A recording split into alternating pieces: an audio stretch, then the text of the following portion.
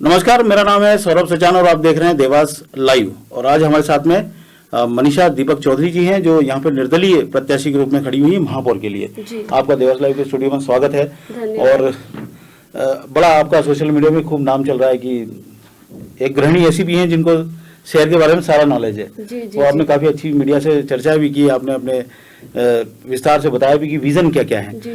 थोड़ा सा अपना बैकग्राउंड के बारे में बता दीजिए कि इनिशियली आपने पढ़ाई कहाँ से की है, आप कहाँ की रहने वाली हैं और शहर के बारे में कितना जानती हैं। जी। चूँकि मेरा जो धरातल है वो देवास शहर का है, मैं यहाँ की जो भी समस्या है उनसे पूर्णतः अवगत हूँ। मेरी स्कूली शिक्षा सरस्वती शिशु मंदिर जवाहर चौक से की है और उसके बाद मैंने BCA किया है एक्रोपोलिस इंस्टीट्यूट से। एंड देन आफ्टर मैरिज मैंने B.Ed किया है देवास से न्यू एरा कॉलेज से। जी, तो आप मूल रूप से मतलब देवास की रहने वाली है। शादी के पहले भी आप बिल्कुल। आपका मायका भी यही है जी। तो शहर के बारे में आपको बचपन से ही नॉलेज है इस शहर के बारे में? बिल्कुल, मैं यहाँ की जो भी समस्या है उनसे मैंने मतलब एक रहता है ना कि आप गली गली घूमे हो एक आम नागरिक की तरह, उन समस्याओं को मैंने उस नजरिए से देखा है, लोगों को समझा है।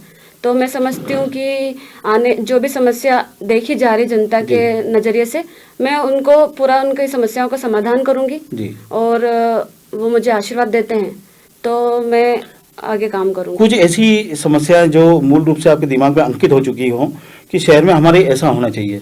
जी। कुछ ऐसी समस्याओं के बारे में आप शहर के बारे में बताइए। सबसे बड़ी समस्या जो शहर में है पेकी प्लॉट की समस्या है। ये समस्या जनता को कई वर्षों से परेशान कर रही है। अगर मुझे मौका मिलता है तो सबसे पहले मेरा निराकरण रहेगा पेकी प्लॉट की जो टैक्स वसूला जाता है उससे निजात दिलाना जनता को जी। और महिला हूँ, इस हिसाब से महिलाओं के लिए मार्केट में कोई सुलभ कॉम्प्लेक्स नहीं है जी। तो मैं वो व्यवस्था करूंगी।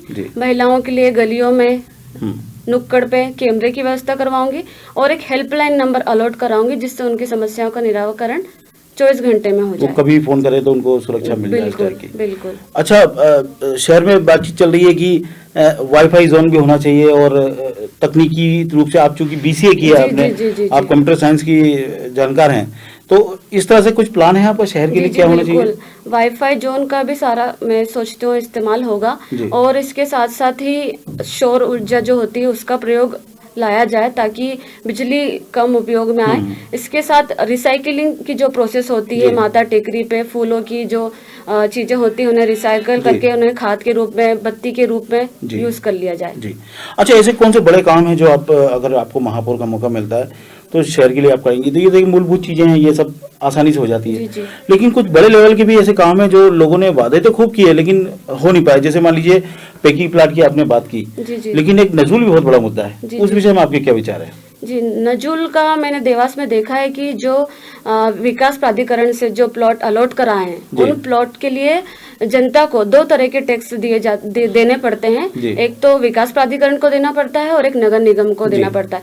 अगर मुझे मौका मिलेगा तो मैं इन निजात दिलाऊंगी लोगों को। मतलब आपके दिमाग में बातें हैं कि ये 2 बड़ी समस्या है। जी। देखिए, देवास के लिए नजूल के प्लॉट और ये पेकी के प्लाट और नजूल के जो NOC है वो बहुत ज़्यादा दिक्कत देती है और पूरे शहर की सबसे बड़ी समस्या है। हालांकि नजूल का जो मामला है वो कैबिनेट स्तर पर होना है, लेकिन उसकी मांग यहाँ अगर लोकल स्तर पर उठाई जाएगी तो निश्चित रूप से कैबिनेट तक ये बातें पहुंचेंगी।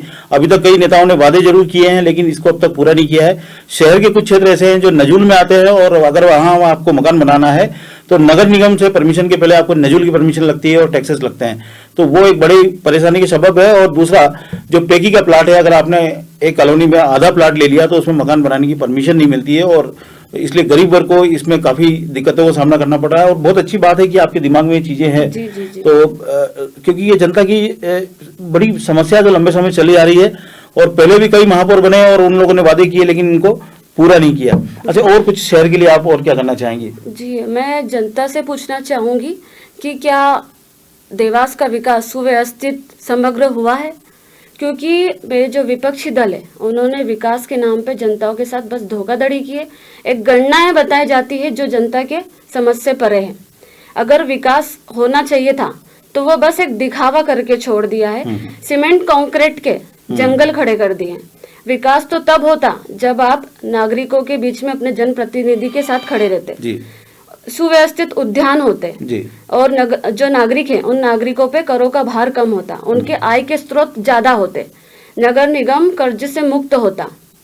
नगर निगम पे जो जल का कर्जा बढ़ा हुआ है, आने वाले समय में ऐसा ना हो, आने वाले समय में ऐसा ना हो, ये कर्जा आम जनता को कर के रूप में देना पड़े। अभी भी काफी दे रहे हैं। जी जी, मेरे अंदर देवास के लिए बहुत सारे सपने हैं, रूपरेखाएं, योजनाएं। अगर मुझे मौका मिलता है, आशीर्वाद मिलता है, तो ये विकास का आकार लेंगे। जी।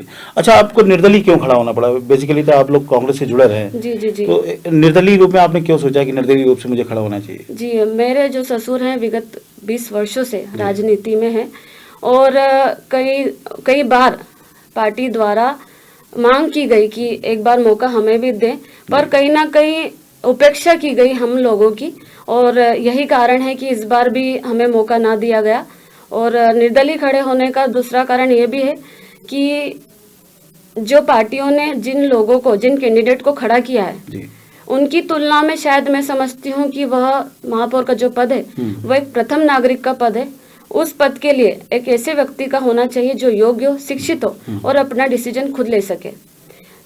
मैं समझती हूँ कि देवास की जनता भली भांति जानती होगी कि देवास की भागदौड़ एक ऐसे व्यक्ति के हाथ में दे जो विकास को आगे तक ले जाए, ना कि ऐसे व्यक्ति में जो सामने खड़ा भी ना हो पाए। ये दो कारण है मेरे सामने आने के, और ये जनता की बनने के बाद, और ये जनता की मांग से ही मैं बाहर आई हूँ। जी। तो देखिए, ऐसा होता है जब पार्टियां अच्छे प्रत्याशी ना दे पाए तो ऐसे में किसी न किसी को आगे बढ़ना पड़ता है। और ऐसे में मनीषा जी आगे आई हैं और पढ़ी लिखी हैं, विजन बहुत क्लियर है, साफ है, और खास बात है कि देवास की रहने वाली हैं और यहीं से छोटे से बड़ी हुई हैं और उनको देवास की लगभग सभी समस्याओं के बारे में जानकारी है। अब आप देवास के लोगों से अपील कर सकती हैं हमारे माध्यम से कि क्या आपको करना है, क्या आपके चुनाव चिन्ह है? जी जी जी। क्यों आपको वोट दे, सब बोल सकते हैं। जी। हाथ जोड़कर मैं सभी आशीर्वाद दाताओं, मेरे शुभ चिंतकों से मैं ये अपील करना चाहती हूँ कि लोकतंत्र में सभी को अधिकार दिया है अपना मत चुनने का, तो आप अपनी सूझबूझ से उस अधिकार का पालन करें और एक ऐसे व्यक्ति का चुनाव करें जो विकास कर सके देवास का, ना कि किसी व्यक्ति विशेष या चेहरा या पार्टी देखकर अपना मत ना दे। मैं मनीषा दीपक चौधरी, मेरा चिन्ह सूरजमुखी का फूल है, बटन नंबर 6। जय श्री राम। आप हमारे स्टूडियो में आई, आपने बात जनता के सामने रखी, आपका बहुत बहुत धन्यवाद। आप लोग भी कमेंट के माध्यम से जरूर बताइए कि निर्दलीय प्रत्याशी आपको कैसी लगी, उनका विजन आपको कैसा लगा और क्या देवास की राजनीति में बदलाव की आपकी इच्छा है। कमेंट के माध्यम से जरूर बताइए। आप सभी लोग जुड़े, उसके लिए बहुत बहुत धन्यवाद।